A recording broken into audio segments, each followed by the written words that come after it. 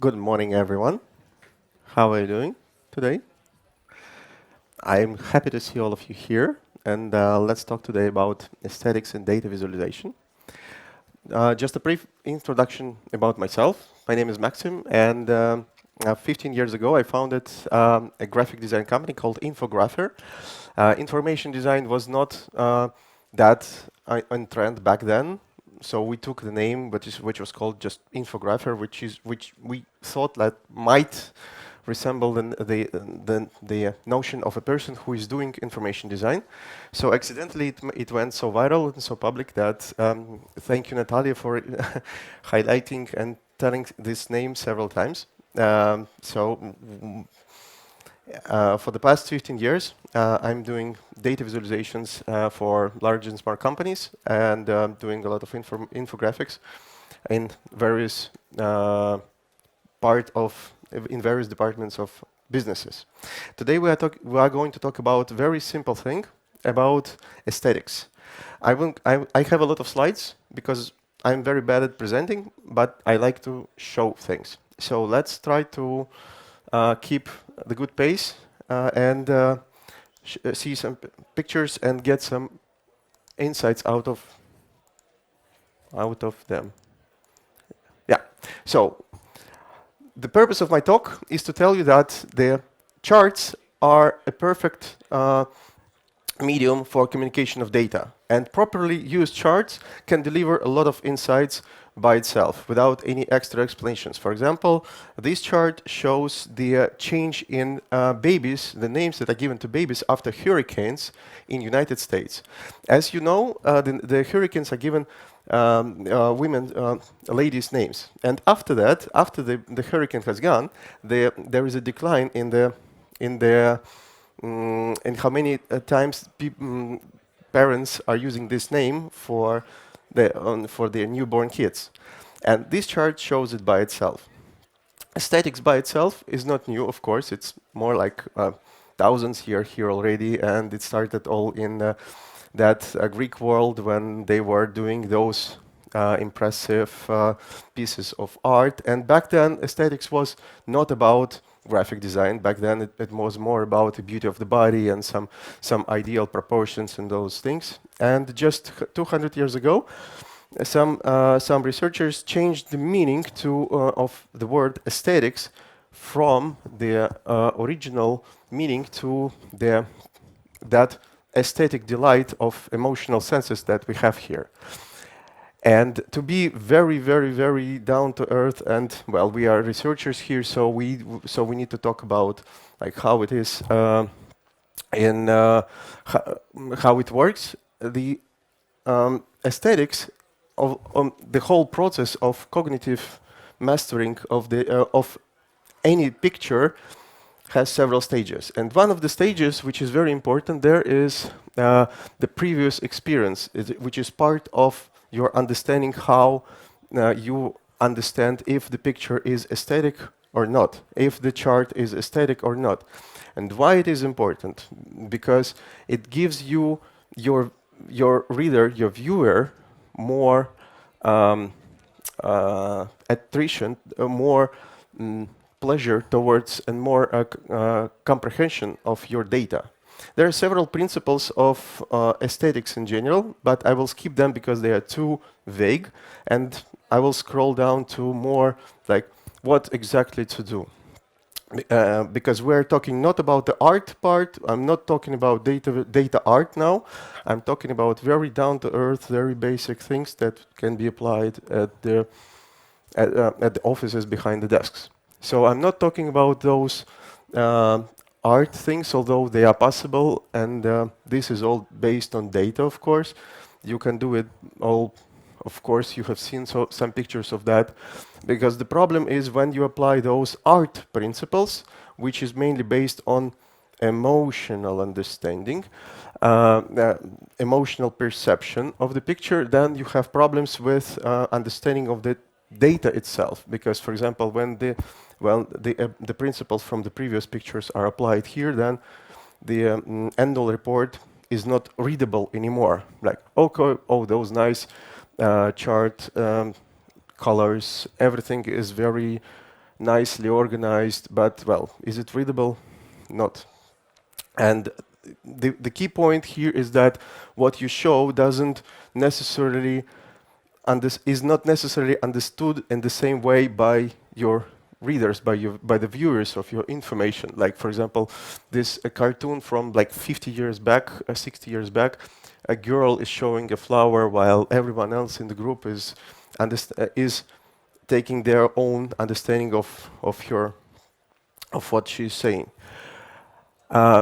This is a nice example of what can be said about nice and static chart, because it gives enough understanding, enough readability, enough information to digest this information without any extra explanation by the creator of this graphic. And this is not new. What I'm talking about is not new, because, for example, the first ever line chart was created almost 250 years ago by William Playfair. So this is actually the first ever real history recorded line chart that was done about the trades between the countries. And sometimes we all want to have nice pictures, nice slides like Steve Jobs style, but in fact, all we have to deal with is this. So this is like what we really have to deal with. Those nice pictures, well, you see the nice pictures, but then you come back to your desk and then you have to deal with this. How?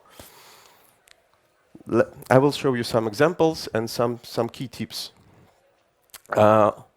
What works best here?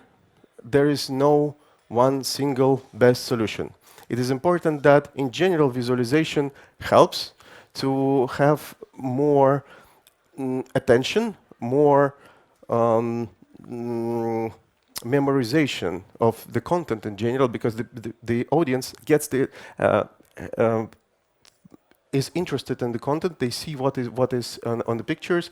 They kind of explore the whole subject as a whole instead of just looking at the picture, and it pays off with your better results in general.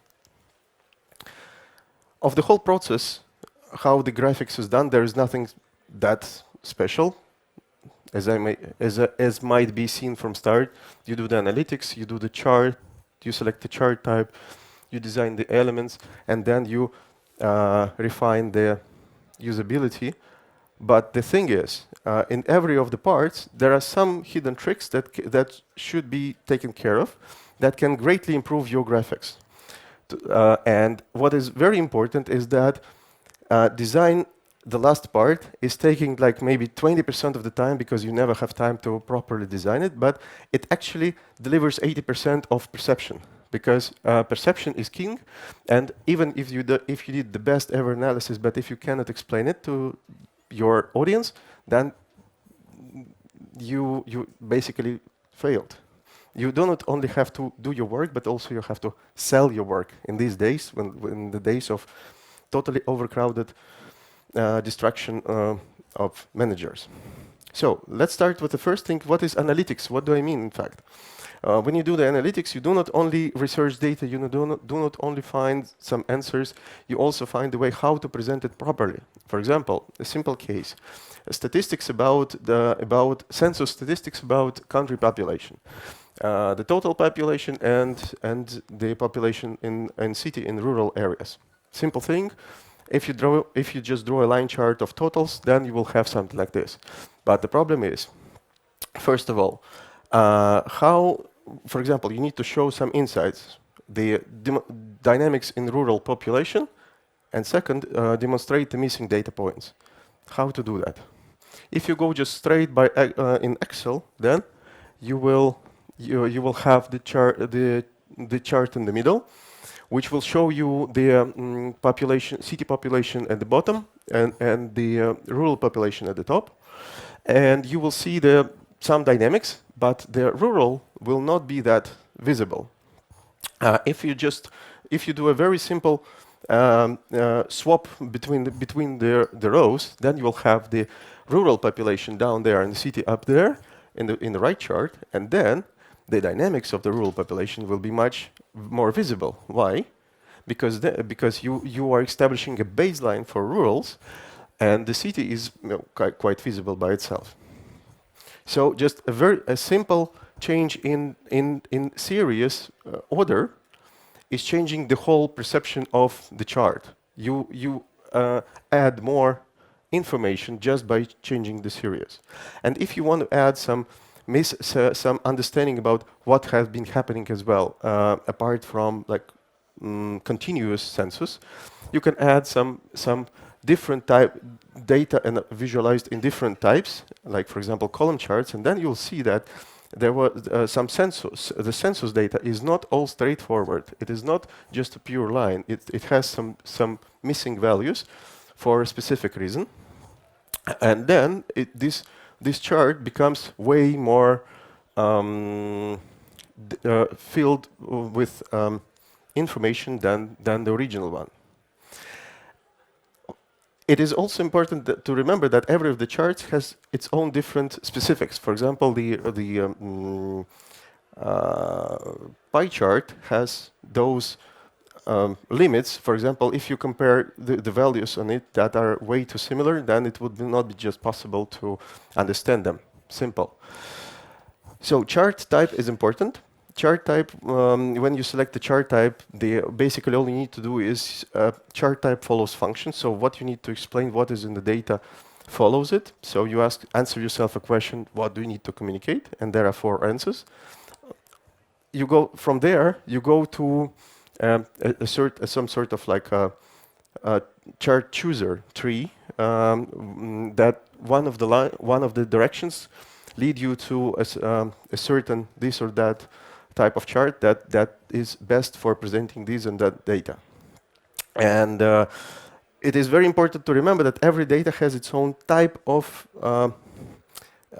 data that needs to be presented. For example, the charts that are pie charts are useful for percentages, but not for distribution of percentages, which is for example demonstrated here.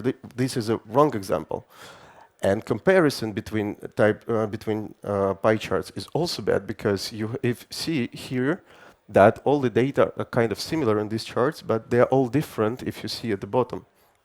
So every of the charts can and should be used for this or that specific purpose. It looks basic, and yes, 80% of the time we're using just all that basic charts. But even those basic charts have some tweaks that can greatly improve that. For example, start with just a simple time series. Time series, nothing special, but very often we use that same horizontal location of the elements in an improper way. For example, this is the statistics about the interests of the audience, affinity level versus reach for advertisements. And the problem here is that this chart is barely readable simply because it is constructed in the way that it is all the names are vertical. So all you need to do is just to twist it, and then it becomes completely different. You need to select, for that, you need to select a different type of chart. So you do not just select something from the selection in the Excel, but just think what you need to select. And of course, there are a lot of more interesting non-standard charts that are now appearing more and more, like waterfall, Sankey, some of bullet charts are very useful for plan versus fact. There are dozens of them, and every of them has its own applicability. What is very cool is that if you spend some extra time on that, it may return to you with a lot of extra comprehension from your audience, because you will see the interconnections between the data. How to do that? Well, how to invent that? Nothing special. You just start sketching. You put away your laptop, your keyboard, mouse, or graphic, or any device that you draw on. You just take a pen and pencil, just draw it, and then you will find the proper shape of your data. Shape of the data defines everything. And then you think, then you start thinking and digging how to implement that. So basically, this whole chart was implemented in Microsoft Excel without any extra VBA applications whatsoever. So it is possible. Just some tweaks in using standard settings. It is all possible. Or something like this, for example, or this. This is a chart that shows the differences, differences in rankings of different countries, or for example, the mutual migration between the countries, from which country to which country the population is migrating. It shows the flows, it shows the sizes, and there are tools to build that. Some of them are available easily online, and you can quickly and easily throw in some data into that service and get some result out of it. I'm not giving you any specific names. If you're interested, I may share with you something later, but there are a lot available. Another option, another example is how the European asylum seekers application decisions process is going, from which countries to which countries come the asylum seekers are going, and then they are distributed to which of the countries. So you see the flow, you see the story behind the data, the whole story, the flow. And sometimes it is very useful to skip the basic line charts or column bar charts and make it more visual and make it more like flow, so that you see the whole picture. You show the connections of the data. And now we're coming to another point, which may look at first sight very simple: design of elements. Okay, what do you mean by design of elements? Design of element means that everything should be in good order. That's the principle of aesthetics. Everything should be kept in good balance, and when everything is balanced, then you reach that aesthetic. And when we are talking about a PowerPoint slide, for example, there are lots of elements. So it's for the chart. There are so many elements that can impact the view of the chart that every of them. Let's just go through most of them and see how they can be adjusted to completely change the message that you are conveying. And let's start with the very simple, with the simplest and the most striking one, the axis. What do I mean by this? I mean by working with axis, I mean that the axis should be set up in a proper way, so that the lie factor, I will show you later, is correct. For some data that is very different and that has huge differences in quantities, can be visualized with some attention using some zoom effect. For example, lie factor. A striking example. Maybe some of you may have seen that before. Some visualization of the results of the elections in Venezuela, which is well. The picture says all by itself that Nicolas Maduro won hugely over his competitor. And here comes the point. How you set up your data axis completely changes the perception of your picture. You either show the stability or you show instability. And this can be used in both ways. It can be used in a positive way to try to avoid misunderstanding, or to manipulate. So there is even a book called Manipulation with Data, which is about how to properly convey your meaning, your message, when the data is bad or incorrect. So the data here is the same, but if someone missed it, the axis here is from 0 to 1000, there from 950 to the same 1000. So the same data presented in different way gives completely different perception.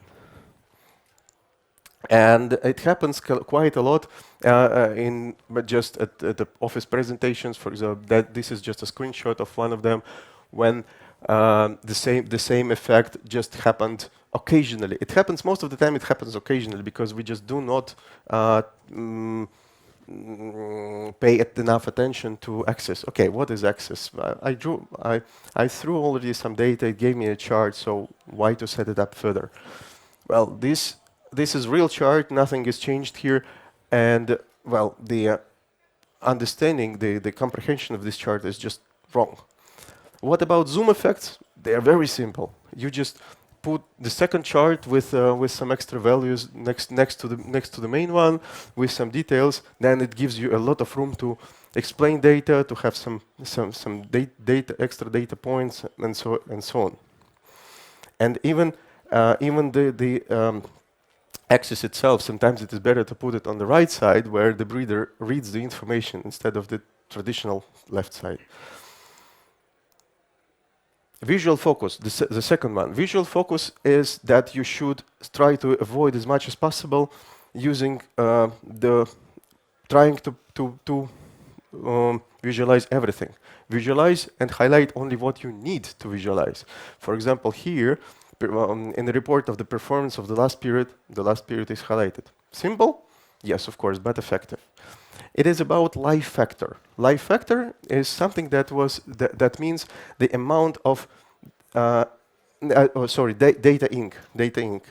Data ink is the percentage of ink, printer ink, that you use to print that data. Let's try to say it that way. For example, in this example, you see that a lot of ink is used to present the information, those data, which is actually just the bar charts. But there are not 6 bar charts, there are 7 bar charts because the 7th is on the top right corner. So too much ink is used for too little data. And it happens also with our presentations that we see every day. It's just plain non-aesthetic.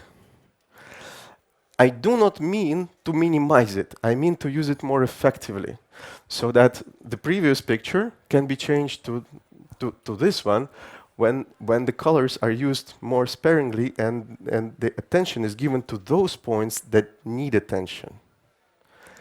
Third point, labels are queens. If data is king, then labels are queens. So you label the data and you help read it. This is the most important part of what I would love you to get from this room, from my today's talk, because I'm not talking about just label the data. No, if you do it just in plain Microsoft Excel, then most probably you will get something like this, that all the older data series have improper, incorrect order compared to like the last data point. So you always have to do the match between where the line is and where the name is.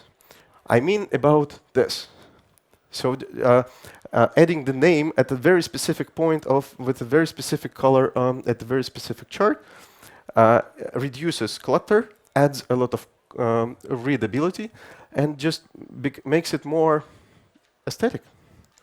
And so is here, coming back to this picture. Everything here was very clean and clear. Here are the data labels, and the legend is still here. It has the different colors here, but it is not at the bottom, not at the right, but where you are supposed to read it, most probably, next to the main text.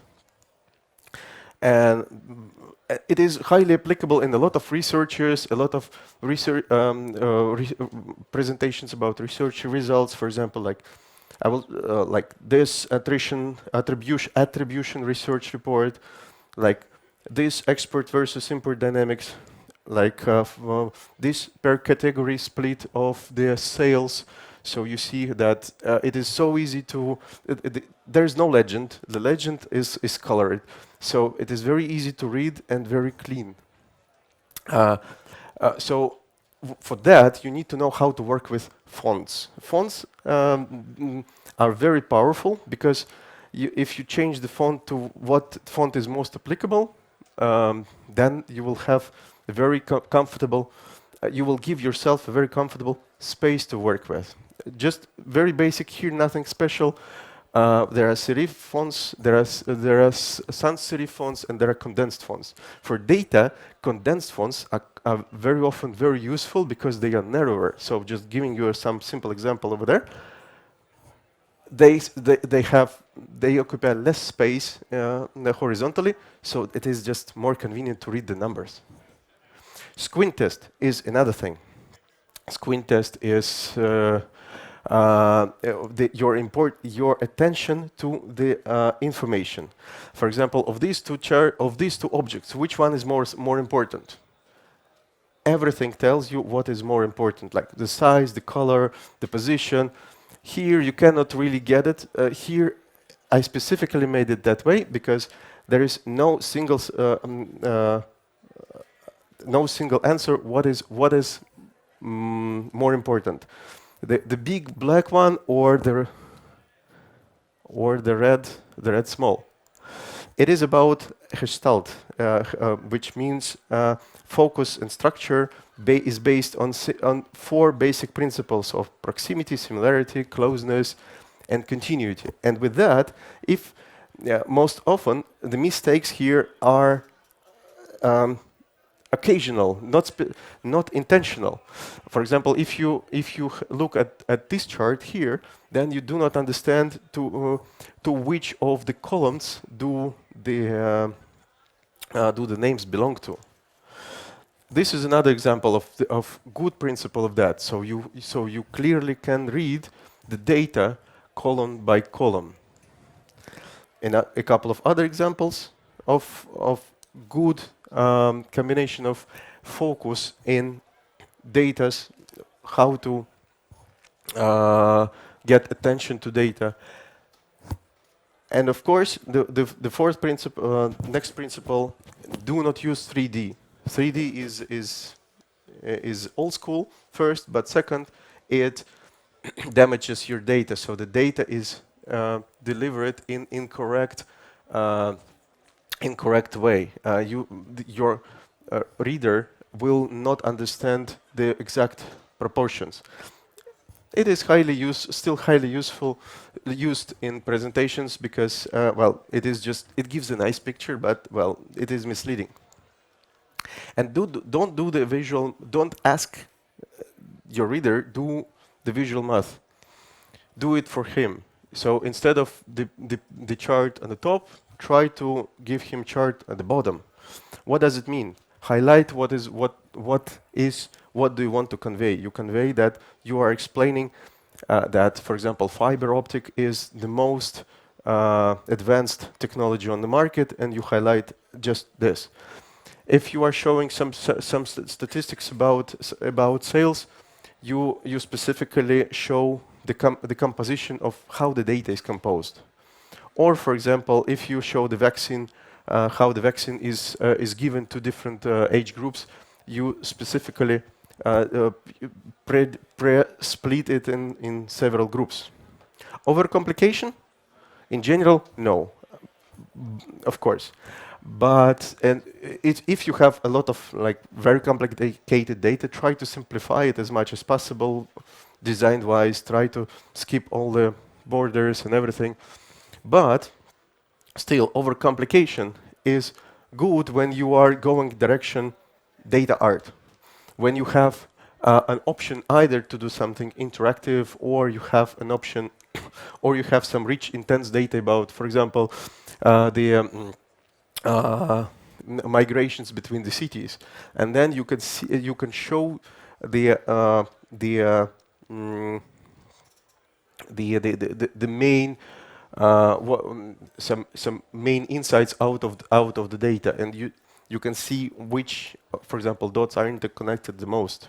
Or, for example, visualization of the all most popular musical hits of the 20th century, for example. And of course, dashboards.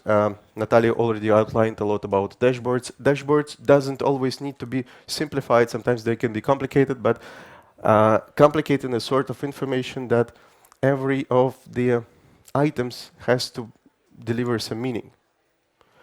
Not playing with colors means that you should keep your color constant across your whole design, presentation, book, or report, or whatever.